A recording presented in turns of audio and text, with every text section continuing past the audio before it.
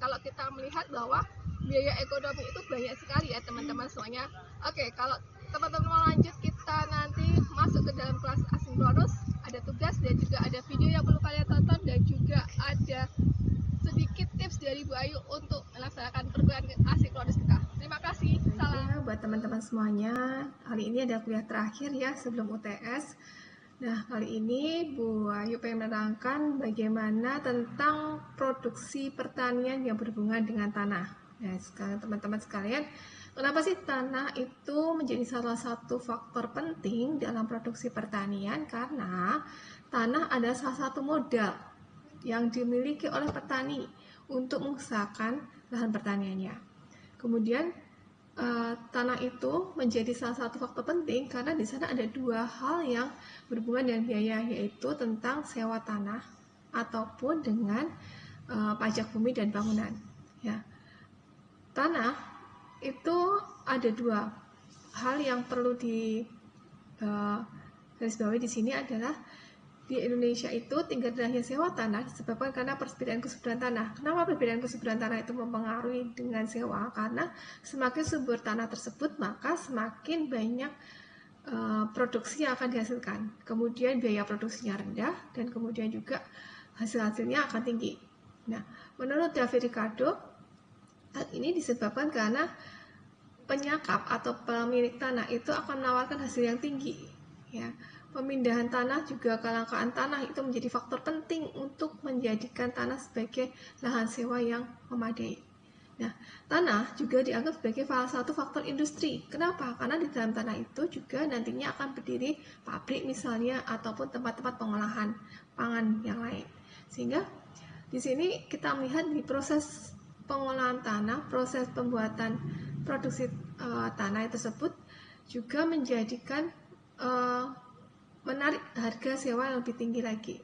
Proses urbanisasi dan industrialisasi menjadi faktor penting untuk menarik kenaikan sewa dan harga tanah.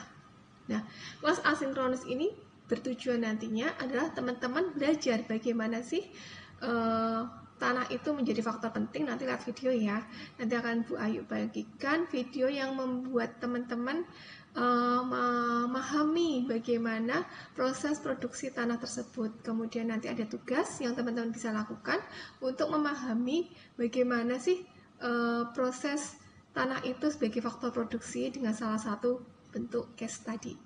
Ya. Nah, hubungan pemilik tanah dan penggarap tanah itu diatur dalam Undang-Undang Pokok Bagi Hasil di pemerintah Indonesia saat ini, termasuk RUU PA nomor 9 tahun 2019 yang mengadakan bahwa ada jaminan pada waktu penyakapan. Artinya apa teman-teman? Artinya ketika kita menyakap, ketika kita menyewa, ketika kita melakukan satu proses pengolahan tanah itu ada jaminan dari si pemilik tanah dengan penggarapnya. Karena apa? Karena belum tentu penggarapnya tersebut bisa melakukan atau bisa membuat jaminan atas pokok tanah tersebut.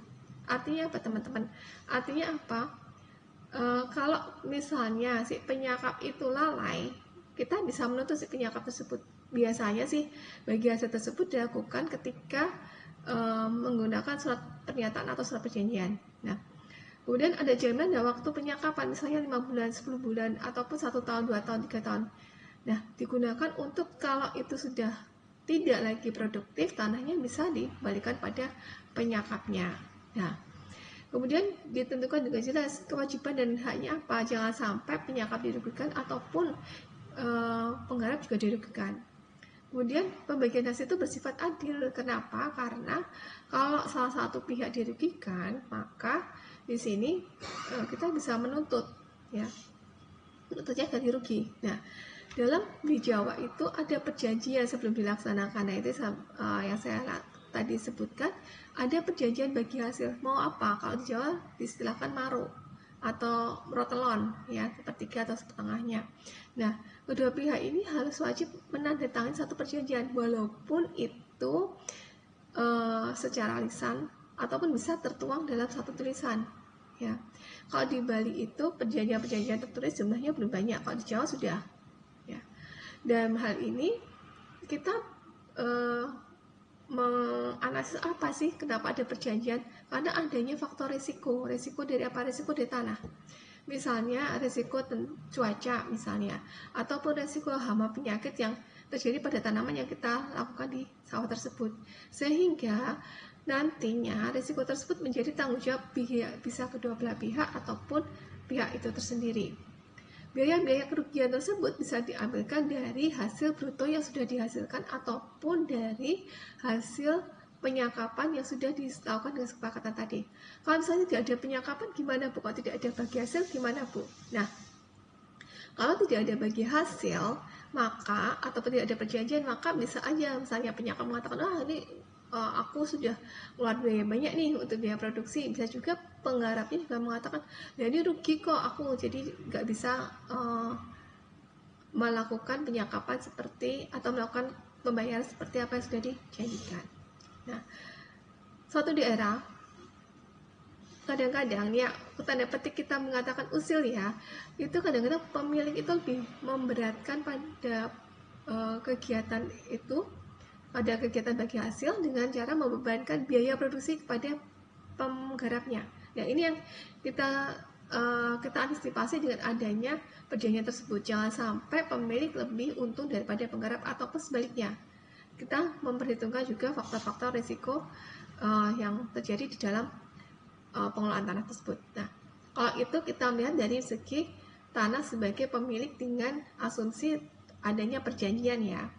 Tapi kalau ternyata tanah tersebut mengalami friksi atau perpecahan atau fragmentasi karena adanya bagi hasil, bagi waris misalnya, ataupun bagi pemilikan misalnya. Ya, perpecahan tanah itu terjadi karena adanya bagi waris antara pemilik dengan anak-anaknya. Kalau tadi pemilik dengan penggarap, sekarang pemilik dengan anak-anaknya. Jadi otomatis kepemilikan lahan tersebut tidak hanya dimiliki oleh pemilik. Misalnya Bu Wahyu punya anak 2. Kita lanjut ya. Untuk tadi penyebab perpecahan tanah, selain tadi ada jual beli, ada waris, kemudian hibah perkawinan.